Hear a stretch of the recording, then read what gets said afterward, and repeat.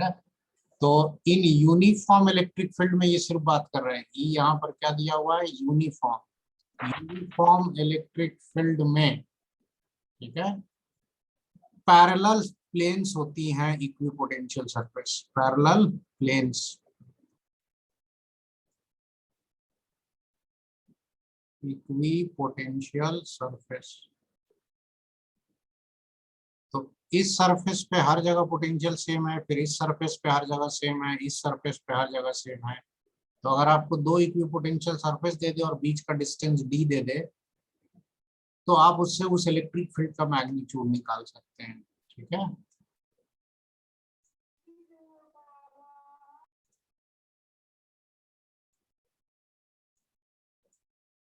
अब आते हैं, देखो ये तो पिछले क्लास में भी हम लोग पढ़ लिए थे ना, हो तो ये फॉर्मूला बस नोट कर लो अगर करना है तो। फिर हम लोग आते हैं एग्जाम्पल पे।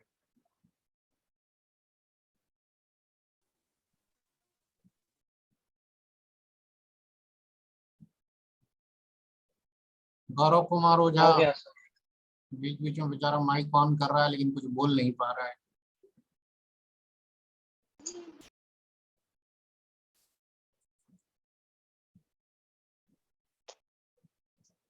चलो आगे चलते हैं हम लोग, इसी के ऊपर हम लोग सवाल करेंगे। जैसे सपोज ये है वाई एक्सिस, ठीक है, ये है एक्स एक्सिस, तो जेड एक्सिस बोर्ड के बाहर हो गया। अब इसमें बोल दिया जाए कि कुछ पैरेलल प्लेन्स हम बना दे रहे हैं। ये पैरेलल प्लेन है एक, ठीक है ना, वाई एक्सिस के पैरेलल एक प्लेन ये है, एक प्लेन ये है, ठीक है। ये जो एक्स दिया है, ये वाई दिया है। एक्स में जो डिस्टेंस है वो सेंटीमीटर में है, और ये सब इक्विपोटेंशियल सर्फेसेस हैं। और ये x इक्वल टू 5 से पास हो रहा है, ये x इक्वल टू 10 से, ये x इक्वल टू 15 से। यहाँ पर वोल्टेज मान लीजिए दिया हुआ है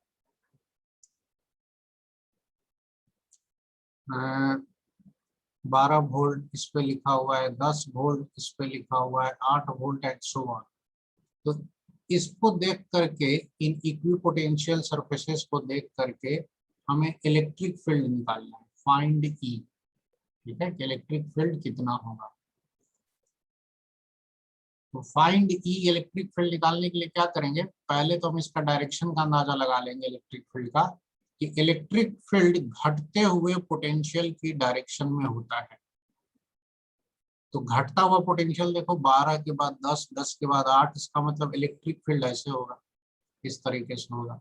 और यूनिफॉर्म होगा, क्योंकि पैरेलल प्लेन्स का मतलब ही होता है कि इलेक्ट्रिक फील्ड यूनिफॉर्म है। तो यूनिफॉर्म होगा और इधर होगा मतलब प्लस एक्स डायरेक्शन में होगा। तो ये तो इलेक्ट्रिक फील्ड का डायरेक्शन हो गया।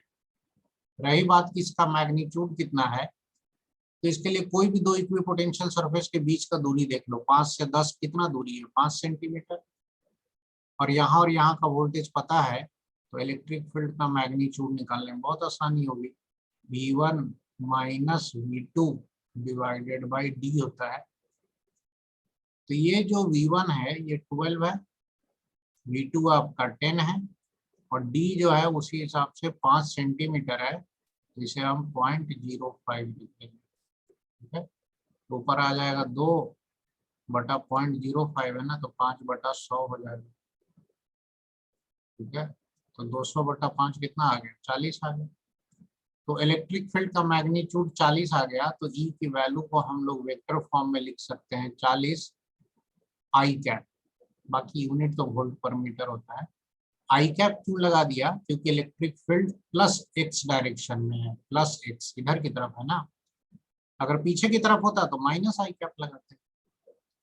प्लस आई कैप में क्यों है, फिर से बता दे रहे हैं, क्योंकि इलेक्ट्रिक फील्ड घटते हुए पोटेंशियल की दिशा में होता है। जब हम इलेक्ट्रिक फील्ड की डायरेक्शन में आगे बढ़ते हैं तो हमें पोटेंशियल घटता हुआ मिलना चाहिए।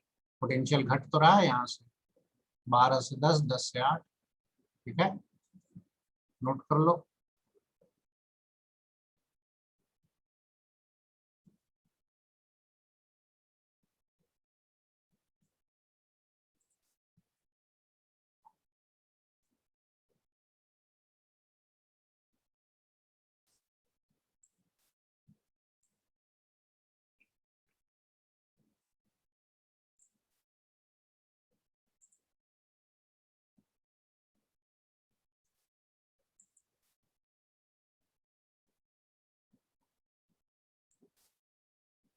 तो सरफेस दिया है वो कुछ इस तरह से दिया है कि ये वाई एक्सिस हो गया और ये एक्स एक्सिस हो गया, ठीक है।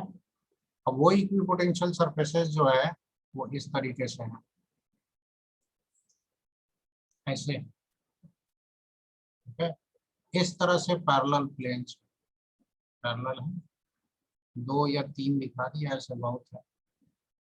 अब इनके ऊपर लिखा हुआ है वोल्टेज, इक्विपोटेंशियल सरफेस है तो वोल्टेज लिखा रहेगा। तो यहाँ पे लिखा है 20 वोल्ट, यहाँ लिखा है 30 वोल्ट, यहाँ लिखा है 40 वोल्ट। ये एक्स है, सपोज ये सेंटीमीटर में है, ये यहाँ से पास हो रहा है 10, यहाँ से हो रहा है 20, यहाँ से हो रहा है 30, ये सेंटीमीटर में, ये तो वाई एक्सिस है। तो इसको देख करके पहले इलेक्ट्रिक फील्ड का डायरेक्शन का अंदाजा लगाएंगे कि इलेक्ट्रिक फील्ड किधर है। इलेक्ट्रिक फील्ड इक्विपोटेंशियल सरफेसेस के परपेंडिकुलर होता है और जिधर पोटेंशियल घटता है उधर होता है। तो इक्विपोटेंशियल सरफेस जो है वो ऐसे घट रहा है 40, 30, 20, तो क्या हम ऐसे बना दें? ऐसे बना देंगे तो प्रॉब्लम क्या हो रहा है कि ये जो ई का डायरेक्शन है वो इक्विपोटेंशियल सरफेस के परपेंडिकुलर नहीं है, तो ऐसे नहीं होगा। तो कैसे होगा? ऐसे होगा, इसके परपेंडिकुलर, ठीक है। तो आप इसको यहाँ बना सकते हैं, यहाँ बना सकते हैं, आप कहीं भी बना सकते हैं, ऐसा थोड़े एक ही जगह बना सकते हैं, ऐसे बना सकते हैं। बस ई जो है वो परपेंडिकुलर होगा, ऐसे भी बना सकते हैं। तो ये जो ग्रीन वाला है ना, ये ई का है। क्वेश्चन में ये एंगल दिया रहेगा, ये एंगल मान लीजिए कुछ दिया हुआ है 30 डिग्री है, तो ये सब एंगल 30 होगा, ये भी 30 होगा। तो बोला जाएगा कि ई का मैग्नीट्यूड और डायरेक्शन निकालो। तो इसके लिए हम लोग पहले ई का मैग्नीट्यूड निकालेंगे। मैग्नीट्यूड कैसे निकालेंगे भाई? तो दो वोल्टेज कोई भी ले लो, जैसे ये 30 है और 20 है, और इनके बीच का परपेंडिकुलर डिस्टेंस देखना है। ये वाला डिस्टेंस नहीं देखेंगे, परपेंडिकुलर डिस्टेंस ये होगा टी। तो ये एक राइट एंगल ट्रायंगल बन रहा है, नीचे में 10 है और 20 है, तो ई था आपका V1 minus V2 divided by D. तो यहाँ से मैग्नीट्यूड निकालो, और एक बार वो आ जाएगा तो फिर डायरेक्शन निकाल लेंगे। कैसे निकाल लेंगे? ये जो ई है ये 90 है, ये एक्स एक्सिस से इधर से 60 डिग्री बना रहा है। अगर कोई वेक्टर ऐसे 60 बना रहा है तो इसको ई कॉस 60 और ई साइन 60 में तोड़ सकते हैं, फिर आई कैप और जे कैप लगा देंगे। तो पहले तो मैग्नीट्यूड निकालो इसका कितना होगा, ट्राई करो।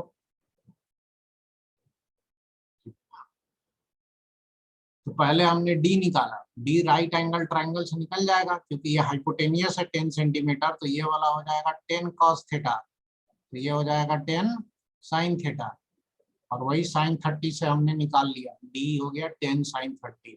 लेकिन यहाँ सेंटीमीटर में दिया हुआ था ये, तो इसको 100 से डिवाइड करते, ऊपर में 100 ले गए, और V1 माइनस V2 तो ये 30 माइनस 20 लिख दिया 10। तो ई का तो मैग्नीट्यूड आ गया, बट ये जो ई का डायरेक्शन है, ये ई का डायरेक्शन आपका कैसे है, यहाँ पे अगर और पैरेलल लाइन बना दे ऐसे, तो ये ई आपका ऐसे 60 डिग्री पे है ना। तो जब कोई चीज 60 डिग्री पे होगा तो E cos theta E sine theta करके आप तोड़ सकते हैं, ठीक है। तो वही हमने क्या किया कि एक कंपोनेंट तोड़ेंगे तो इधर आएगा कॉस, उसके आगे माइनस आई कैप लगाएंगे, और एक कंपोनेंट जो होगा हमारा वो ऊपर की तरफ आएगा इधर की तरफ, तो उसके आगे क्या लगाएंगे, प्लस जे कैप, क्योंकि ये ऊपर की तरफ है वाई एक्सिस। तो वही दो कंपोनेंट आपके आ गए, उसी को हमने लिख दिया। जब कोई हम आई कैप जे कैप में लिखते हैं किसी फिजिकल क्वांटिटी को, इसका मतलब है कि हम उसका मैग्नीट्यूड और डायरेक्शन दोनों बता रहे हैं। यही आपका वो सवाल था एक्सरसाइज का, ठीक है। क्वेश्चन नंबर D2 जो था वो यही था, G2।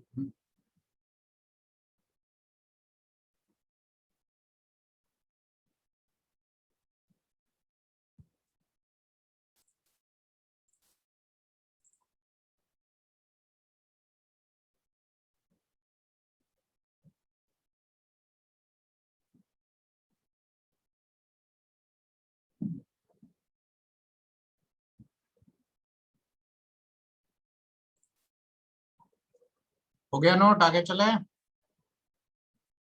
Yes sir. Yes sir.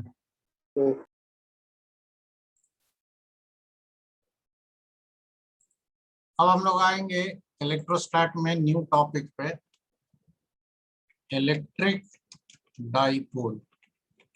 ठीक है, व्हाट इज इलेक्ट्रिक डाइपोल, और उसके बाद हम लोग डाइपोल का इलेक्ट्रिक फील्ड और पोटेंशियल निकालना सीखेंगे। देखो पहले समझा देते what is electric dipole. Electric dipole का मतलब होता है two point charges separated by small distance, जिसमें दोनों चार्ज इक्वल होना चाहिए बट अपोजिट नेचर का। जैसे एक चार्ज हमने माइनस क्यू लिया और एक चार्ज प्लस क्यू लिया, और इनके बीच में देखो एक कुछ सेपरेशन है, तो इस पूरे सिस्टम को हम लोग इलेक्ट्रिक डाइपोल कहते हैं। ठीक है ना, इस पूरे सिस्टम को ऐसे मिला करके हम लोग इलेक्ट्रिक डाइपोल बोलते हैं।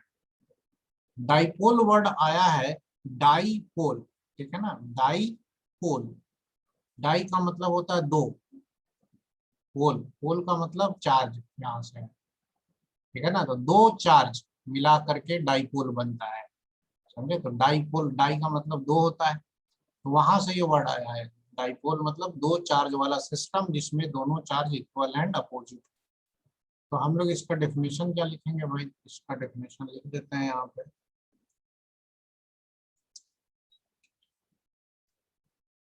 To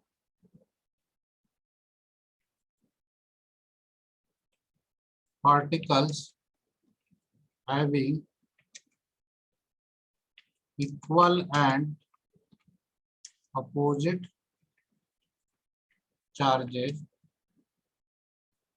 separated by small distance form an electric dipole। ठीक है, two particles having equal and opposite charges separated by small distance form an electric dipole। तो ये तो इसका डेफिनेशन हो गया कि इलेक्ट्रिक डाइपोल का मतलब क्या होता है। ठीक है, नाउ हर इलेक्ट्रिक डाइपोल का एक डाइपोल मोमेंट होता है। डाइपोल मोमेंट ये क्या होता है, डाइपोल मोमेंट का मतलब एक ऐसा फिजिकल क्वांटिटी होता है जिसे हम P से लिखते हैं, और ये Q इंटू एल होता है। Q मतलब हो गया दोनों का चार्ज का मैग्नीट्यूड सेम है ना, तो वो किसी भी एक चार्ज का magnitude into length, length of the dipole, या इसको कह सकते हैं सेपरेशन बिटवीन चार्जेस। ध्यान रखिएगा कि यहाँ डाइपोल बनाने के लिए बीच में कोई रॉड नहीं लगाया गया, दो इक्वल एंड अपोजिट चार्ज ऐसे रखे हुए हैं, या कहीं चिपका के रख दिया गया है, या सही में रॉड भी लगा दिया गया है, तो उस रॉड को हम सिस्टम का हिस्सा नहीं मानते हैं। ठीक है, तो ये हमारा हो गया electric dipole, P equal to q l. अब ये जो इलेक्ट्रिक डाइपोल होता है, it is a vector quantity, dipole moment it is a vector quantity. अब ये वेक्टर है तो डायरेक्शन होगा, तो इसको जो है डायरेक्शन होता है नेगेटिव चार्ज से पॉजिटिव चार्ज। केमिस्ट्री में भी डाइपोल पढ़ते ही हो, हम लोग डायरेक्शन लेते हैं नेगेटिव टू पॉजिटिव चार्ज। ठीक है, तो एक इलेक्ट्रिक डाइपोल को आप चाहें तो किस तरीके से एक एरो से दिखा सकते हैं, इस तरीके से, ठीक है ना, और इसके बगल में या ऊपर नीचे कहीं पे भी P लिख दो। तो P लिखने का मतलब होता है ये इलेक्ट्रिक डाइपोल है, इसमें जहां पर ये जो पीछे वाला हिस्सा है यहाँ माइनस क्यू है, आगे में एक प्लस क्यू है, तो this is a vector quantity dipole moment. ठीक है, तो नेगेटिव टू पॉजिटिव चार्ज होता है, तो अगर कहीं कोई डाइपोल मोमेंट ऐसे फोटो बना हुआ है, इसका मतलब इधर नेगेटिव चार्ज है इधर पॉजिटिव है। अगर कहीं कोई डाइपोल ऐसे बना हुआ है P लिखा हुआ है, इसका मतलब इधर नेगेटिव चार्ज है इधर पॉजिटिव है। ठीक है ना, ऐसे कोई डाइपोल कहीं लिख दिया, इसका मतलब इधर नेगेटिव चार्ज है और इधर पॉजिटिव चार्ज है। तो डाइपोल में हम लोग माइनस क्यू प्लस क्यू दिखाने के बजाय सिर्फ यही दिखाना ज्यादा पसंद करते हैं, क्या, डाइपोल मोमेंट। तो वेक्टर हो गया, इसका एसआई यूनिट भी होगा भाई डाइपोल मोमेंट का, and that unit will be equal to charge into length है। तो चार्ज होता है कूलम और लेंथ होता है मीटर, कूलम इनटू मीटर होता है ना। फॉर एग्जांपल अगर हमने ऐसे कह दिया कि भाई ये दो चार्ज हैं जो थोड़े से सेपरेशन पे रखे हुए हैं, सेपरेशन दिया हुआ है 4 सेंटीमीटर, ठीक है, और ये है मान लीजिए ये है 10 माइक्रोकूलम और ये है -10 माइक्रोकूलम। तो इसका डाइपोल मोमेंट कितना है, तो Q इंटू एल होता है। तो 10 माइक्रोकूलम हो गया 10 इंटू 10 का पावर -6, लेंथ हो गया 4 इंटू 10 का पावर -2 क्योंकि सेंटीमीटर है, 10 इंटू 4 40 हो गया, 10 इंटू -8, इस इतना कूलम मीटर ये इसका डाइपोल मोमेंट कहलाएगा। ठीक है ना। तो एक डाइपोल मोमेंट या डाइपोल की पहचान उसके डाइपोल मोमेंट से होती है। ज्यादातर क्वेश्चंस में कभी कभी डाइपोल का जो चार्ज और लेंथ दोनों देना होता है वो देने के बजाय सिंपली डाइपोल मोमेंट दे देता है ताकि आपको न्यूमेरिकल में ज्यादा आसानी पड़े। न्यूमेरिकल में आगे चल के जितना भी हम लोग निकालेंगे ना इलेक्ट्रिक फील्ड पोटेंशियल एक डाइपोल की वजह से, उसमें पी का जरूरत पड़ता है, पी का। नोट करो इसको।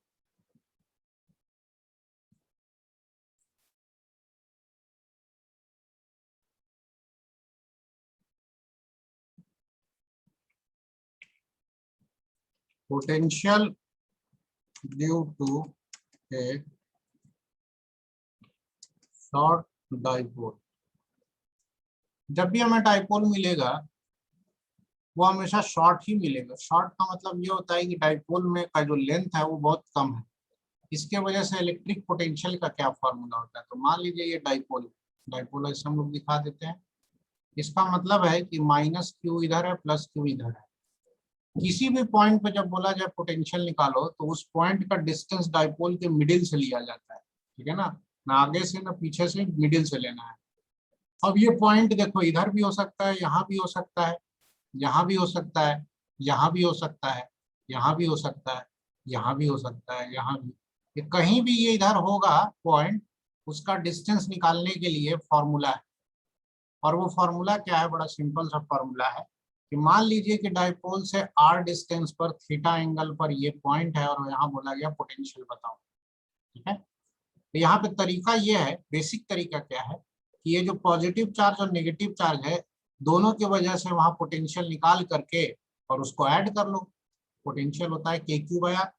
उतना मेहनत कौन करेगा, तो उसका एक रेडीमेड फॉर्मूला होता है और वो पोटेंशियल का फॉर्मूला होता है k p cos theta divided by r square. K आपका वही है 1/4πε0। पी आपका डाइपोल मोमेंट है, क्यू इंटू एल जो लिखे थे, और ये कॉस थीटा ये वाला एंगल है, आर जो है वो डिस्टेंस है ना। हमेशा याद रखना है कि शॉर्ट डाइपोल का मतलब ये है कि जिस पॉइंट पे आप पोटेंशियल निकाल रहे हैं that is very very larger than L, length of the dipole. बोलोगे जैसे हो सकता है डाइपोल का लेंथ 2 सेंटीमीटर हो, लेकिन जहां पे आप पोटेंशियल निकाल रहे हैं वो 2 मीटर है, 3 मीटर है। 2 मीटर 3 मीटर जो है वो 2 सेंटीमीटर से बहुत बड़ा है। ठीक है। तो ये फॉर्मूला वहीं पर वैलिड होगा और आपको हर जगह इसीलिए शॉर्ट डाइपोल लिखा हुआ मिलेगा क्वेश्चन में। नहीं भी लिखा रहे तो शॉर्ट ही मानेंगे। तो V equal to k p cos theta by r square होता है। और एक दूसरा फॉर्मूला होता है इसका k p dot r, vector form में dot product p dot r by r cube, ये भी चलता है। ध्यान से सोचो तो ये वाला दोनों फॉर्मूला सेम ही है क्योंकि पी डॉट आर को करोगे तो आर वेक्टर आपका ये ना हो गया ये। पी डॉट आर जब आप ओपन कीजिएगा तो ये क्या आ जाएगा, p into r into cos theta. P का डायरेक्शन ये है, तो नीचे में जो आर क्यूब है ना उसमें से एक आर कट जाएगा तो वही नीचे आर स्क्वायर बचेगा और ऊपर में बचेगा पी कॉस थीटा।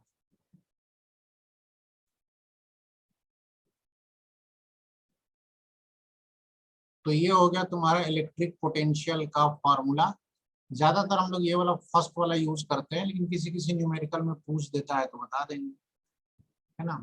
मान लीजिए कि क्वेश्चन में दे दिया जाए कि एक इलेक्ट्रिक डाइपोल है।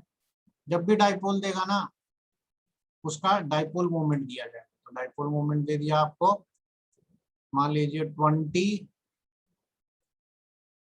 कूलम मीटर, ऐसे ही दे दिया, बहुत हाई है। ठीक है। और आपसे बोला गया कि find V at a distance 1 meter on axial line। अब एक्सियल लाइन किसको बोलते हैं, डाइपोल से जो पास होता है लाइन उसको हम लोग एक्सियल लाइन कहते हैं। इस लाइन को अगर कोई लाइन यहाँ से ऐसे पास होना तो इसको एक्सियल लाइन कहते हैं। आगे भी ले सकते हैं, पीछे भी ले सकते हैं। तो इसमें जो सवाल पूछ रहा है ना कि फाइंड इलेक्ट्रिक पोटेंशियल, वो इस पॉइंट पे पूछ रहा है कि सेंटर से 1 मीटर दूर यहाँ पर इलेक्ट्रिक पोटेंशियल बताओ। तो यहाँ हम फॉर्मूला लगा देंगे, KP/r² होता है KP cos थीटा। अब यहाँ पर जो थीटा होगा इस एक्सियल लाइन पे थीटा की वैल्यू 0 होगी, ठीक है ना, क्योंकि थीटा तो यहीं से ले रहे थे इसके हेड से। तो cos 0 डिवाइडेड बाई r²। के आपका होता है 9 × 10⁹ ठीक है। P आपका कुछ दिया ही हुआ है 20 कूलम पर मीटर। R आपका 1 है तो 1 का स्क्वायर तो 1 ही रह जाएगा, हो गया, यहाँ से निकल गया। 9 दूनी 18 गुने जो भी है 10⁻10 हो गया, वोल्ट होगा। भाई पोटेंशियल है तो वोल्ट होगा, ठीक है ना। अब ये इतना हाई इसलिए आ रहा है क्योंकि मैंने यहाँ पे बहुत ज्यादा दे दिया। इतना 20 coulomb metre is very high dipole moment, इतना हाई होता नहीं है, ठीक है। तो ये मैंने एक सिंपल सा एग्जांपल बताया, अगले पेज पे और भी करेंगे, पहले इसको नोट कर लो। मेन ये फॉर्मूला याद रखना है, KP cos θ/r²।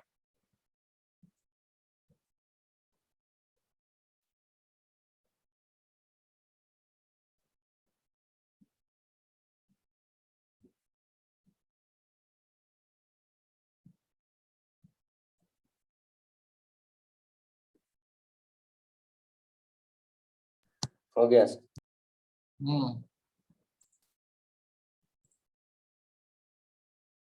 इसमें टाइम कम है इसलिए दूसरा लिंक भेज देते हैं, ठीक है, इसको नोट कर लो पूरा।